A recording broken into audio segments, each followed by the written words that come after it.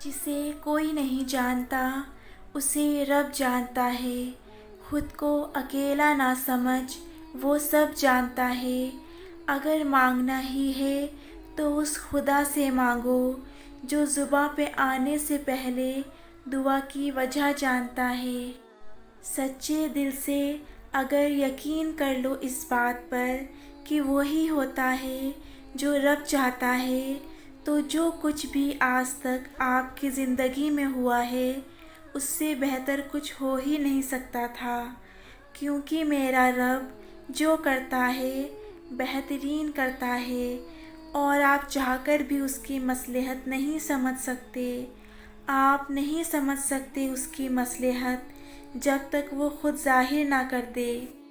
بے شک انسان جس کو مشکل سمجھ رہا ہوتا ہے، اللہ کی نگاہ میں وہ آسانی ہوتی ہے۔ انسان جس کو سزا سمجھتا ہے وہ عطا ہوتی ہے۔ بس وقت کو کچھ وقت دینا ہوتا ہے، پھر پتہ چلتا ہے کہ کوئی دیر تھی ہی نہیں، اور جو دیر تھی وہ تو سراسر خیر تھی۔ اس لیے اللہ پر بھروسہ رکھیے۔ آپ کی آنسوؤں سے بھیگی ہوئی کوئی بھی رات اور تکلیف میں گزارا ہوا کوئی بھی دن ضائع نہیں جاتا، کیونکہ زندگی کا ہر آسان اور تکلیف دہ لمحہ اللہ تعالیٰ کے کسی عظیم منصوبے کا حصہ ہوتا ہے، جو کبھی تو جلدی سمجھ میں آ جاتا ہے اور کبھی ہمیں انتظار کرنا پڑتا ہے۔ جسے اللہ پاک نے جوڑا ہو اسے کوئی توڑ نہیں سکتا۔ جس آنکھ نے توبہ کے آنسو بہائے ہوں اسے غم زیادہ دیر رلا نہیں سکتا۔ جس دل نے اللہ پاک پر توکل کرنا سیکھ لیا ہو اسے پھر ماضی کے اندھیرے اور مستقبل کے خوف نہیں ستاتے۔ جس نے یہ مان لیا ہو کہ اللہ پاک ہی ہنساتے ہیں اور وہی رلاتے ہیں، تو پھر اسے لوگوں کے ظالم اور خود کے مظلوم ہونے کا دکھ نہیں ستاتا۔ یوں کرو کہ اپنے رب کے خاطر صبر کرنا شروع کرو، کیونکہ جو اپنے رب کے لیے صبر کرتا ہے اللہ اس کے دل میں غم کی جگہ سکون بھر دیتا ہے۔ جن کے دل کی بات اس دنیا میں سننے سمجھنے والا کوئی نہیں ہوتا، ان کی سب انکہی باتیں اس دل کا مالک سنتا ہے، بڑے غور سے سنتا ہے، پورے خلوص کے ساتھ۔ اور میرا رب جس دل میں رہتا ہے اسے دنیا والوں سے بات کرنے کی خواہش نہیں رہتی۔